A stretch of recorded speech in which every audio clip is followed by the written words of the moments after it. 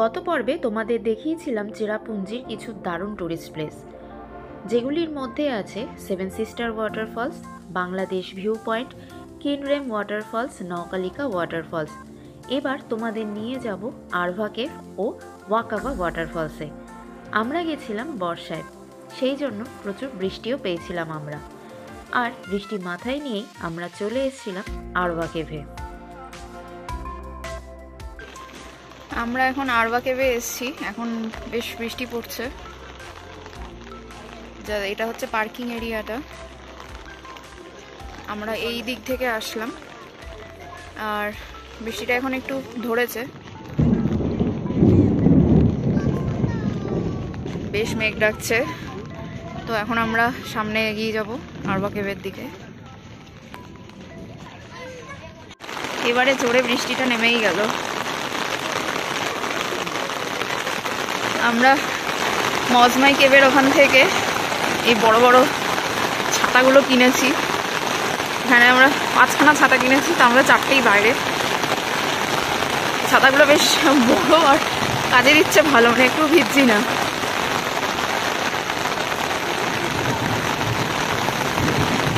তো এখন মুষলধারে বৃষ্টিটা নেমেই গেল।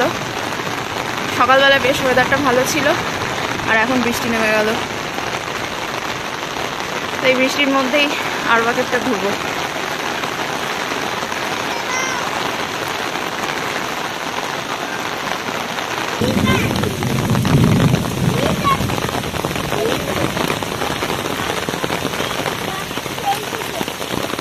সামনেটা পুরো মেঘ হয়ে রয়েছে, তার মধ্যে বৃষ্টি পড়ছে, দুর্দান্ত লাগছে।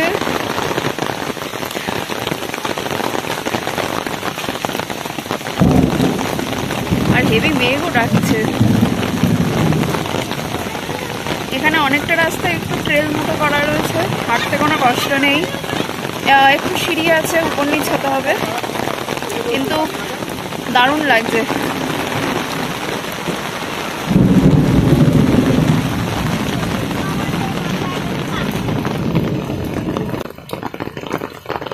রাস্তাটা কিন্তু সম্পূর্ণ এরকম বাধা নয়, যেতে আসতে কোনো অসুবিধাই হবে না।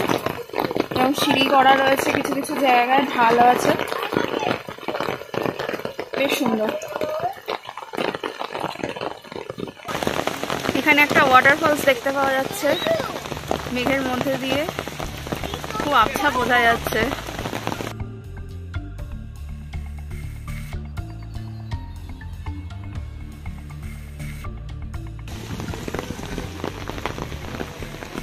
আমরা আরভা কেভের সামনে চলে এসেছি। এখন আমরা ঢুকবো ভেতরে।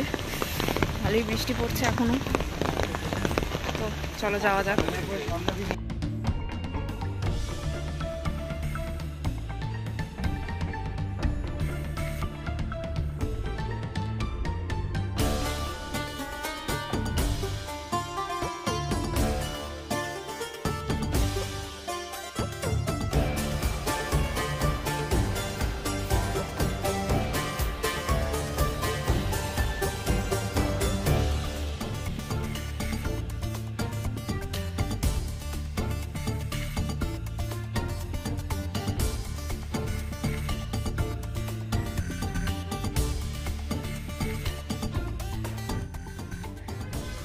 আরভা কেভ হল লাইমস্টোন দ্বারা নির্মিত একটি গুহা, যা 300 মিটার অবধি পর্যটকদের জন্য উন্মুক্ত রয়েছে।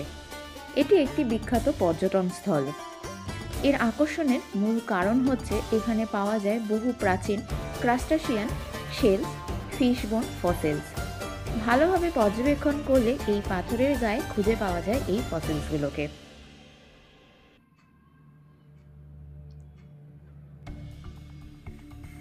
তবে বর্তমান সময়ে দাঁড়িয়ে গুহাটি চলাচলের জন্য এতটাই প্রশস্ত করে দেওয়া হয়েছে যে সেই ফসিলসগুলোর চিহ্ন দ্বিতীয়বার আর এই আরভা কেভে ঘুরতে এসে চোখে পড়ল না। শুধুমাত্র একটা জায়গাতেই দেখতে পেয়েছি এই শেলের ফসিলস।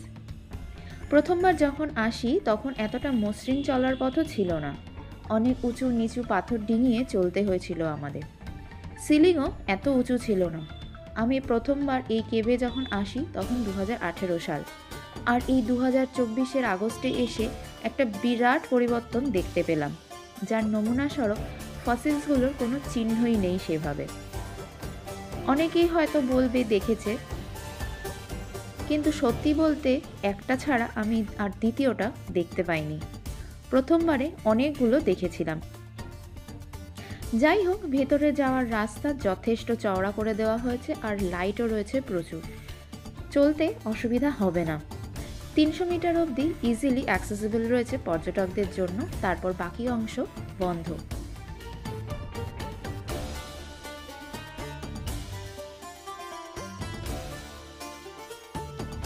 এবারে আরভা কেভ আমাকে হতাশ করেছে ঘুরতে এসে।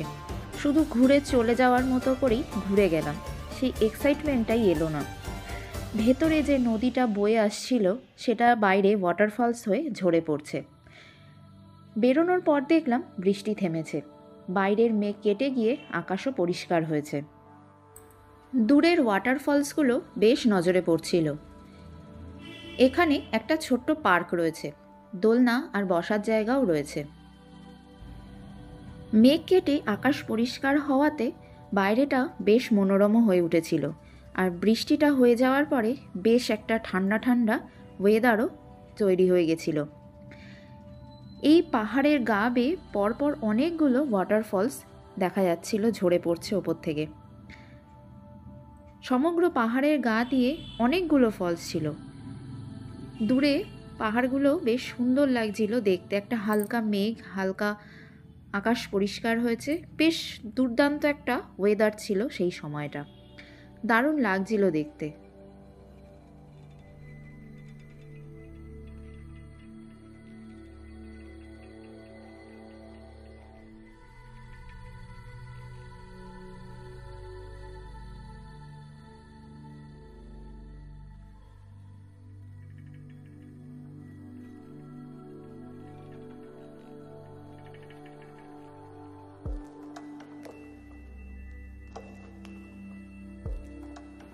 আরভা কেভ ঘুরে আমরা রওনা দিলাম আমাদের পরের গন্তব্য ওয়াকাবা ওয়াটারফলসের দিকে। গাড়িতে আরভা কেভ থেকে ওয়াকাবা ওয়াটারফলসের দূরত্ব মাত্র 6 কিলোমিটার। এই 13-14 মিনিটের মতো সময় লাগে।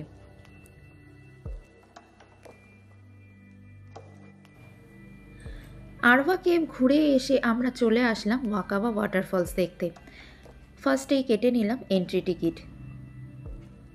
বিরাট সুন্দর ভ্যালি, আর যার মাঝখান থেকে ঝরে পড়ছে অপরূপ সুন্দর ওয়াকাবা ওয়াটারফলস। এই ওয়াটারফলসটাকে বাইরে থেকে দেখতে পাওয়া যায় না, এর জন্য বেশ কিছুটা দূরত্ব ট্রেকিং করে যেতে হয়। কিছু চড়াই উতরাই, কিছু সিঁড়ি পেরিয়ে পৌঁছতে হয় এই ওয়াটারফলসের কাছে। এই ওয়াটারফলসটা এতটাই লম্বা, প্রায় 170 থেকে 190 ফিট উচ্চতার থেকে ঝরে পড়ছে গিরিখাতে, একদম খাড়াই গিরিখাত যাকে বলা যায়। তো চলো তোমাদেরকে ঘুরিয়ে দেখাই এই ওয়াকাবা ওয়াটারফলসটা।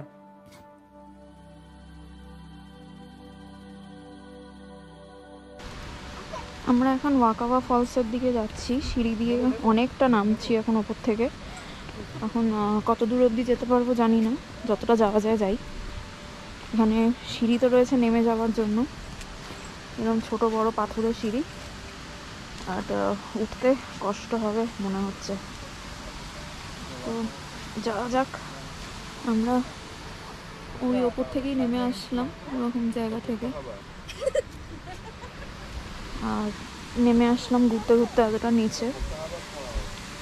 তো এখন সামনে নেমে দেখি কতটা কি দেখা যাচ্ছে, কিন্তু উঠতে কষ্ট হবে।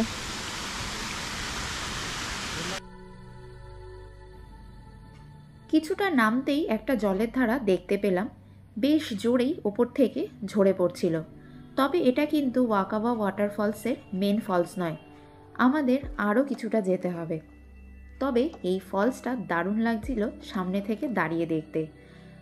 নিচে একটা ব্রিজ মতো করা রয়েছে, সেখান থেকে দাঁড়িয়ে ফলসটা বেশ সুন্দর দেখতে পাওয়া যায়।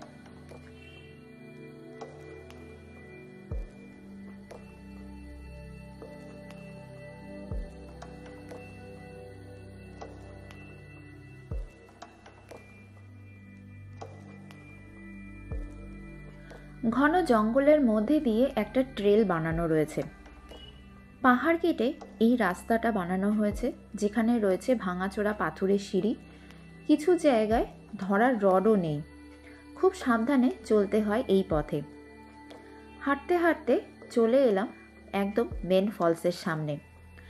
বেশ এদিক ওদিক ঘুরতে ঘুরতে পাহাড়ি পথ পেরিয়ে চলে আসলাম ওয়াকাবা ওয়াটারফলসের একদম সামনে।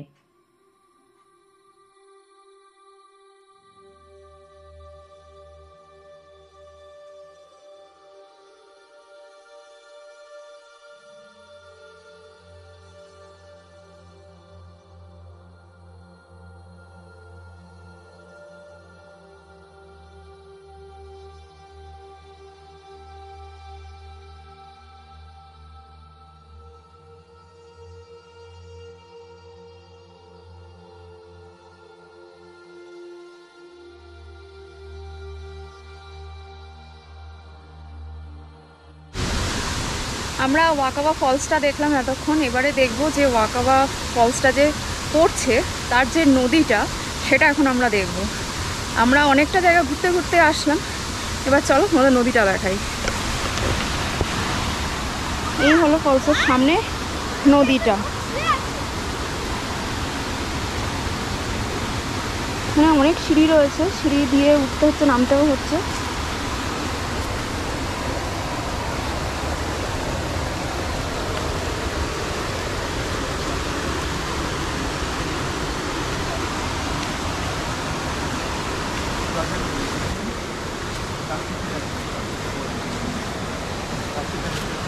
Wow.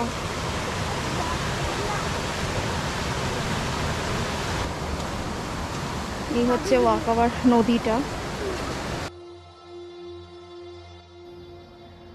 ফলসের জল যতটা গর্জন করে ঝরে পড়ছে ততটাই নিস্তরঙ্গ এই নদী। স্মুথলি বয়ে গিয়ে গর্জন করে ঝরে পড়ছে 170 থেকে 190 ফিট উপর থেকে গিরিখাতের মধ্যে।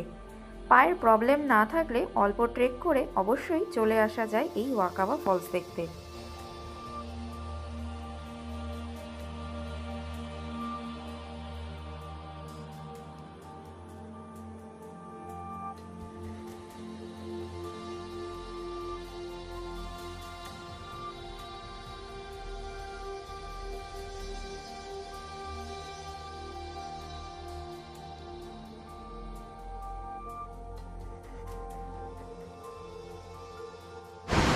আমরা আবার এখন ব্যাক করছি উপরে, কারণ অনেকটা উঠতে হবে, অনেকটা আমরা নেমে এসেছি একদম নিচ অবধি।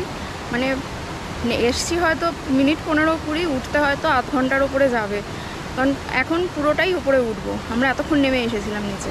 তো চলো এখন আবার উপরে ওঠা যাক। তো জায়গাটা কিন্তু 100% রেকমেন্ডেড, অবশ্যই এখানে আসবে, খুব ভালো লাগবে।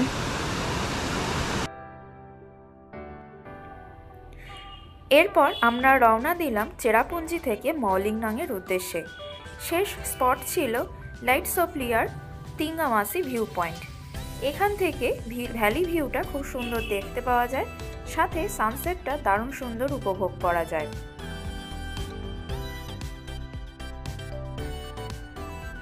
এই স্পটটা একদমই মেন রোডের পাশে।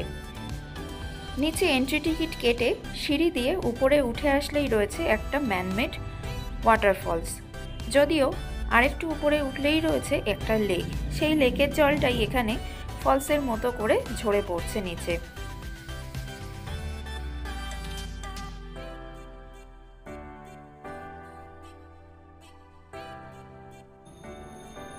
লেকের দুপাশেই রয়েছে সুউচ্চ টিলা পাহাড়, আর দুটো পাহাড়ে ওঠার জন্য দুদিক দিয়েই রয়েছে সিঁড়ি। আমরা একদিকে সিঁড়ি দিয়ে উপর দিকে ওঠা শুরু করলাম। অনেকগুলো সিঁড়ি পেরিয়ে উপরে উঠতে হয়েছে এবং সেখান থেকে ভ্যালি ভিউটা অসাধারণ সুন্দর লাগছিল দেখতে।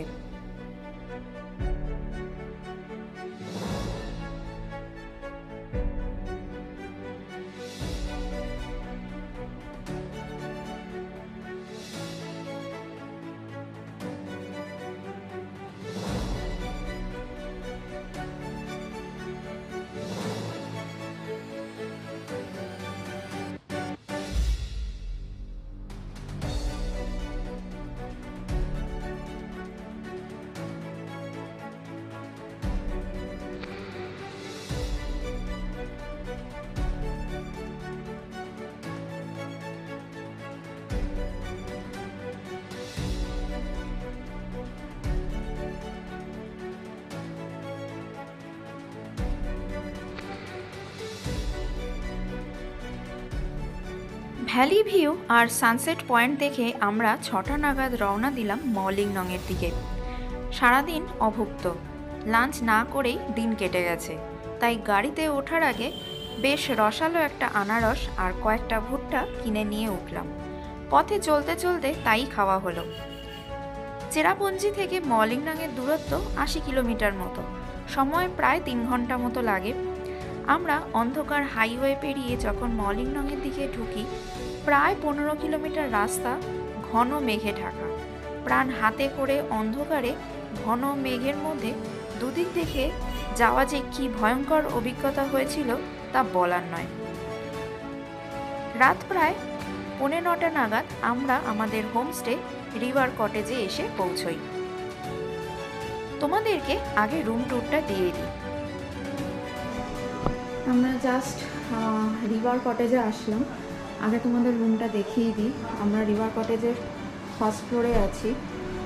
তো ঢুকেই হচ্ছে গিয়ে এখানে একটা লিভিং এরিয়া রয়েছে, যেখানে একটা সোফা রয়েছে, ফ্যান রয়েছে, বেশ বড় একটা জানলা আছে।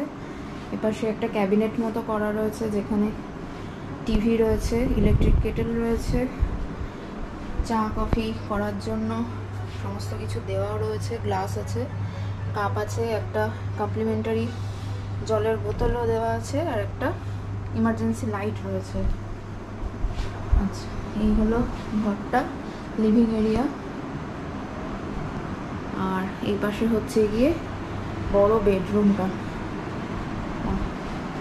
এখানে একটা বড় বেড আছে, একটা বেডসাইড টেবিল আছে, লাইট রয়েছে। আর এই পাশে রয়েছে একটা বড় ব্যালকনি, ব্যালকনিটা পরে দেখাচ্ছি। এখানে সুইচ টুইচ রয়েছে। আর এই পাশে হচ্ছে গিয়ে চেঞ্জিং রুম মতো, আলমারি রয়েছে, ডাস্টবিন আছে, মিরর আছে একটা বড়। আর এই হচ্ছে গিয়ে বাথরুম, বাথরুমটাও বেশ বড় সড়ো, গিজার রয়েছে, কমোড, বেসিন সব কিছুই রয়েছে, বেশ সুন্দর। সিলিংটা পর্যন্ত মানে উডেন ফিনিশ করা রয়েছে, খুবই সুন্দর।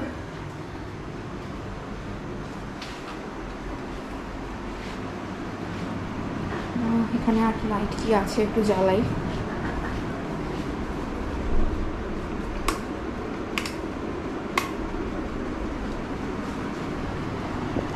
বেশ সুন্দর ঘরটা। এরপরে ব্যালকনিটা দেখাবো।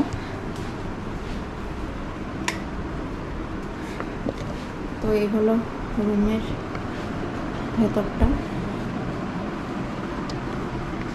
এবারে ব্যালকনিটা দেখাই।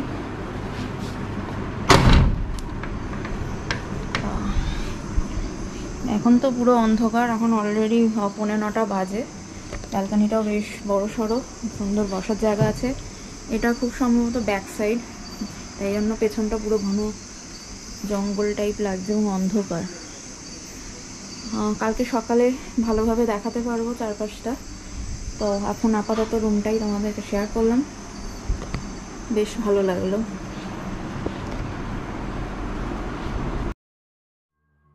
রাত্রে রুমে এসেই ডিনার দিয়ে দিতে বলা হয়। একদম গরম গরম খাবার সার্ভ করেছিলেন ওনারা, আর পরিমাণে ছিল প্রচুর। ভাত, ডাল, সবজি, ভাজা, ডিমের কারি আর দেশি মুরগির ঝোল দিয়ে আমাদের ডিনারটা বেশ ভালোই হয়েছিল। তোমাদেরকে এই রুমের ট্যারিফটা জানিয়ে দিই। আমরা ছিলাম প্রিমিয়াম কটেজে, যার জন্য আমাদের ভাড়াটা পড়েছিল 3,500 টাকা প্লাস ট্যাক্স, ইনক্লুডিং ব্রেকফাস্ট। এছাড়া এদের স্ট্যান্ডার্ড রুমও রয়েছে এবং 3 বেডেড রুমও রয়েছে। স্ট্যান্ডার্ড রুমের ভাড়া রয়েছে 2,500 টাকা প্লাস ট্যাক্স, ইনক্লুডেড ব্রেকফাস্ট। মলিংনং থেকে কিছুটা আগেই হচ্ছে রিভাই ভিলেজ, আর সেখানেই রয়েছে এরকম দারুণ সুন্দর একটা হোমস্টে। যারাই মলিংনং আসো, অনেকেই হয়তো রুম পাও না সেভাবে, তবে একটু আগে এই রিভাই ভিলেজে আসলে পরে এখানে একদম প্রিমিয়াম হোমস্টে তোমরা পেয়ে যাবে। আমি রেকমেন্ড করব এই হোমস্টেতে এসে থাকার জন্য। ভালো ফেসিলিটিস, ভালো রকম খাবার দাবার এবং এদের বিহেভিয়ারও খুবই ভালো। তো মলিংনং ঘুরতে আসলে যদি 1 নাইট স্টে করতে হয় তাহলে এই রিভাই ভিলেজে রিভার কটেজটা কিন্তু একদম পারফেক্ট। Good morning everyone. আমরা এখন মলিংনংয়ের কাছেই রিভাই ভিলেজে রয়েছি, আর রিভাই ভিলেজের রিভার কটেজে আমরা আছি। কটেজটা তো দুর্দান্ত। কালকে রাত্রিবেলায় 9:30টার সময় আমরা যেহেতু এখানে এসেছি, শুধুমাত্র রুম ট্যুরটাই করতে পেরেছি, আর আদারওয়াইজ আর কিছু দেখতেও পারিনি বাইরে, কারণ পুরো অন্ধকার ছিল, মেঘ ছিল। মানে কালকে এসছিও খুব, মানে সেই করে বলে না, বা প্রাণ হাতে করে ফেরা, মানে ঠিক সেইভাবে আমরা এসছি। মানে পুরো রাস্তাটা মানে এতটাই মেঘ, কিচ্ছু দেখা যাচ্ছিল না। তো যাই হোক, এখন আমরা 6:15 বাজে, আমরা এখন লিভিং রুট ব্রিজটা দেখতে যাব। তো মোটামুটি আমরা সবাই রেডি হয়ে গেছি, আর বাইরের পরিবেশটা কিন্তু দারুণ। সকালে একচুট বৃষ্টি হয়ে গেছে, আর এখন হালকা একটা মেঘলা মেঘলা ওয়েদার, সূর্য ওঠেইনি, মানে সূর্যের দেখা পাওয়া যাচ্ছে না। তো তোমাদেরকে একবার ভিউটা দেখাই। এটা হচ্ছে কি আমাদের রুমের যে ব্যালকানিটা রয়েছে, সেই ব্যালকানি, আর ব্যালকানি দিয়ে এই ব্যাক সাইডটা দেখা যায়। এখানে প্রচুর গাছপালা রয়েছে, আর এখানে প্রচুর আনারস চাষ হয়েছে। মাঝখানে মাঝখানে প্রচুর আনারসের গাছ দেখতে পাচ্ছি, আর এই পাশেও তাই। এটা পুরো মানে ব্যাক সাইড এবং আর একটা সাইড ভিউ আমাদের পেছন দিকটা। তো ব্যাক সাইডটা এরকম বেশ সুন্দর। আর এখানে একটা মাকড়সা জাল বানিয়েছে, দেখা যাচ্ছে কিনা বুঝতে পারছি না।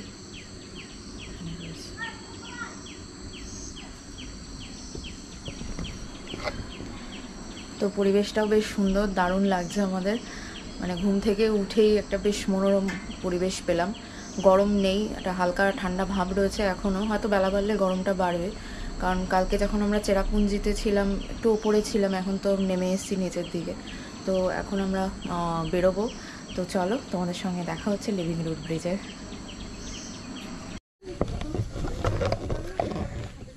আমরা এখন বেরোলাম, এখন আমরা যাচ্ছি লিভিং রুট ব্রিজটায় ঘুরতে। তো এই হচ্ছে কি আমাদের হোমস্টেটা ছিল কালকে রাত্রে, এখানেই আমরা ছিলাম, বেশ সুন্দর।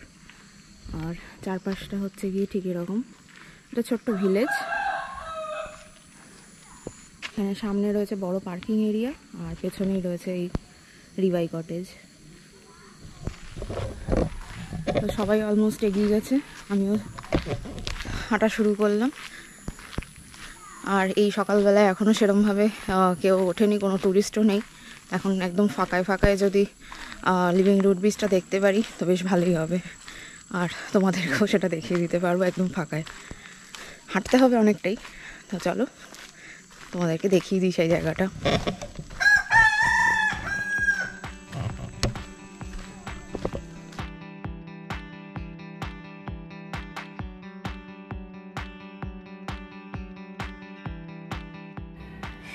রিভাই কটেজ থেকে লিভিং রুট ব্রিজের পার্কিং এরিয়া মাত্র 2-3 মিনিটের রাস্তা।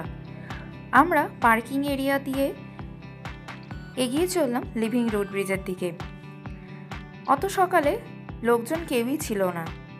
লিভিং রুট ব্রিজের রাস্তাটা একটা গ্রামের ভেতর দিয়ে গেছে, অনেকগুলো বাড়িঘর ছিল মাঝখানে, সেই সবের মাঝখান দিয়ে ঘুরে ঘুরে আমরা লিভিং রুট ব্রিজের রাস্তায় এগিয়ে চললাম। বেশ কিছুটা যাওয়ার পরেই রয়েছে সিঁড়ি, আর এই সিঁড়ি দিয়ে অনেকটা নামতে হয়েছে। রয়েছে দুপাশে বেশ ঘন জঙ্গল, চারপাশ থেকে ঝিঝির শব্দ, পাতা দিয়ে জল পড়ার টুপটাপ শব্দ, আর যেহেতু মেঘলা ওয়েদার ছিল, পরিবেশটাই একদম অন্যরকম হয়ে গিয়েছিল। দারুণ উপভোগ করতে করতে আমরা এগিয়ে চললাম লিভিং রুট ব্রিজের দিকে।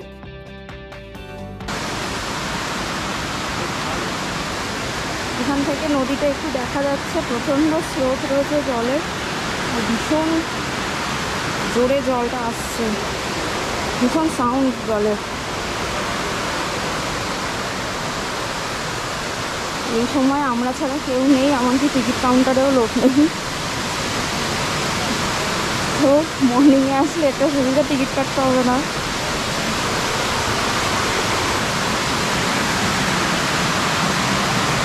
ফার্স্ট ভিউ নদীর এই উপর থেকে দাঁড়িয়ে।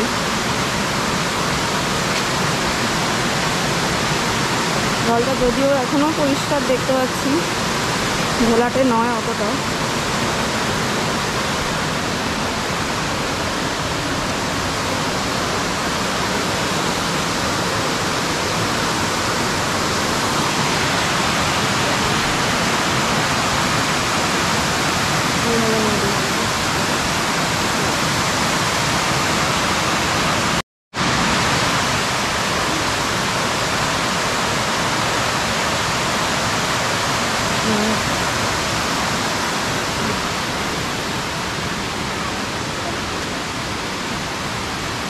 আর আমরা চলে এসেছি লিভিং রুট ব্রিজে, যেটা একদম ন্যাচারাল। রাবার গাছের শিকড় একজন আরেকজনের সঙ্গে পেঁচিয়ে এই রুট ব্রিজ তৈরি হয়েছে।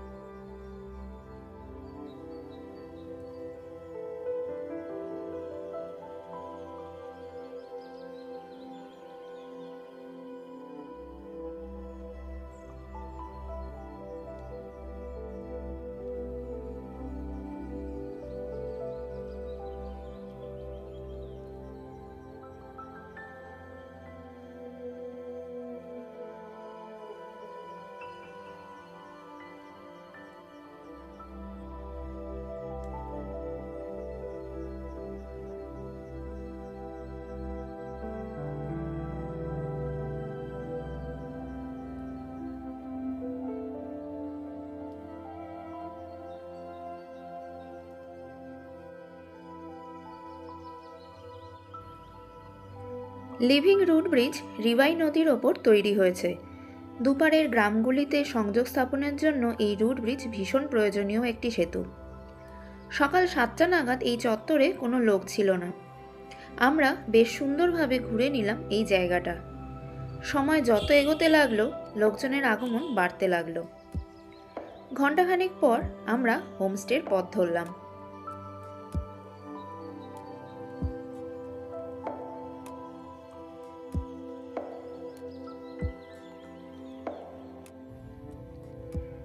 ফিরতি পথেই আবার নামলো তুমুল বৃষ্টি। হোমস্টে পৌঁছে ফ্রেশ হয়ে নিলাম আমরা। আমাদের চেক আউট ছিল এই দিন, তাই 8টা নাগাদ ব্রেকফাস্টও এসে গেল। ব্রেকফাস্টে ছিল ব্রেড বাটার, অমলেট আর চা। খাওয়া সেরে চেক আউট করে বেরিয়ে পড়লাম মলিংনং ঘুরতে। এদিনই আমাদের শিলং পৌঁছানোর কথা। তবে শিলং যাওয়ার আগে আমরা ঘুরে নিলাম মলিংনং, সাথে ডাউকি ও জোয়াই। পরের পর্বে নিয়ে আসছি এই ঘোরার স্থানগুলি। তোমাদের যদি এই ভিডিওটা ভালো লেগে থাকে তাহলে অবশ্যই লাইক করো, শেয়ার করো, আর সাবস্ক্রাইব করা না থাকলে ঝটপট সাবস্ক্রাইব করে বেল বাটনটা অল করে দিও, যাতে নেক্সট ভিডিও আসলে তার নোটিফিকেশনটা তোমরা পেয়ে যাবে। তাহলে এখন টাটা, দেখা হচ্ছে পরের ব্লগে। তার আগে সাথে থাকো, দেখতে থাকো ইন্টু দ্য ব্লুজ।